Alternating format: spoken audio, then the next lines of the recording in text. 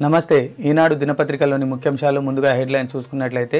లాభాల సేద్యమే మా స్వప్నం, రైతులకు కార్పొరేట్ తరహా రాబడులు రావాలి, అన్నదాతలకు ప్రపంచం అండగా నిలవాలి, దావోస్ ప్రపంచ ఆర్థిక వేదిక సదస్సులో సీఎం రేవంత్ రెడ్డి పిలుపు, అయోధ్య రామాలయంపై రూపొందించిన పోస్టల్ స్టాంపులను గురువారం ఢిల్లీలో విడుదల చేస్తున్న ప్రధాని మోడీ, గర్భగుడికి చేరిన అయోధ్య రామయ్య, యాదాద్రిపై విజిలెన్స్, కీలక పత్రాల స్వాధీనం, విహారయాత్రలో విషాదం, బోటు తిరగబడి 12 మంది విద్యార్థులు 2 టీచర్లు మృతి, ఎమ్మెల్సీల ఎన్నిక ఏకగ్రీవమే, కాంగ్రెస్ తరపున నామినేషన్లు దాఖలు చేసిన మహేష్ కుమార్ గౌడ్, బల్మూరి వెంకట్, 2030కి విమానయాన ప్రయాణికుల 30 కోట్లకు, అన్ని శాఖల్లో డిప్యూటేషన్లు రద్దు, ఈ నెలలోనే ఉత్తర్వులు జారీకి అవకాశం, 29న పాఠశాల విద్యా కమిటీ ఎన్నికలు, 4 ఏళ్ల తర్వాత నిర్వహణ, 21% పాఠశాలల్లో సబ్జెక్టులకు టీచర్ల కొరత, సాంఘిక శాస్త్రం, గణితం, సైన్స్ పాఠశాల బోధనకు విఘాంతం, అమలుకు నోచుకొని సర్దుబాట్లు, ఢిల్లీలో అదానితో కొట్లాట, దావోస్లో ఆలయ్ భలాయ్, కాంగ్రెస్ అవకాశవాద దిగజారుడు రాజకీయం, బారాసా మహబూబ్నగర్ లోక్సభ నియోజకవర్గ సమీక్షలో కేటీఆర్, ఏడాదికి 12,629 కోట్లు, మొత్తం ఎత్తిపోతల పథకాలు, విద్యుత్కు అయ్యే వ్యయం ఇది.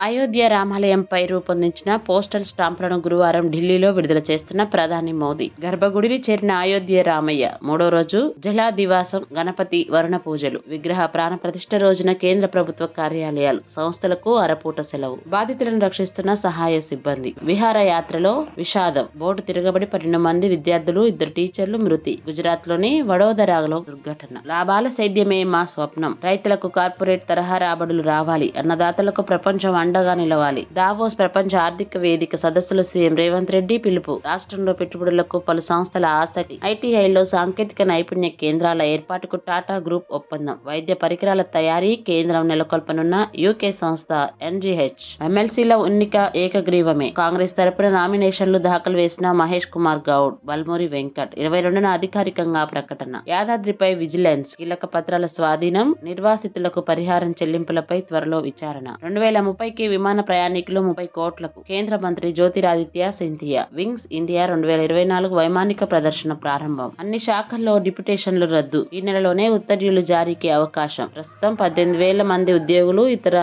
శాఖల్లో ఉన్నట్లు గుర్తింపు, 29న పాఠశాల విద్యా కమిటీ ఎన్నికలు, 4 ఏళ్ల తర్వాత నిర్వహణ, ఢిల్లీలో అదానితో కొట్లాట, దావోస్ లో అలయ్ బలయ్, కాంగ్రెస్ ది అవకాశవాద దిగజారుడు రాజకీయం, బారాసా మహబూబ్ నగర్ లోక్సభ నియోజకవర్గ సమీక్షలో కేటీఆర్, ఏడాదికి 12,629 కోట్లు, మొత్తం ఎత్తిపోతల పథకాలు, విద్యుత్కు అయ్యే వ్యయమిది, మోటార్ల పూర్తి సామర్థ్యాన్ని తీసుకుంటే ఇంకా ఎక్కువ ఖర్చు, పుస్తకాన్ని ప్రచురించిన సలహాదారు పెంటారెడ్డి, 21% పాఠశాలలో సబ్జెక్ట్ టీచర్ల కొరత, సాంఘిక శాస్త్రం, గణితం, సైన్స్ పాఠాల బోధనకు విఘాతం, అమలుకు నోచుకొని సర్దుబాట్లు, కొలిక్కిరాని కొత్త నియామకాలు.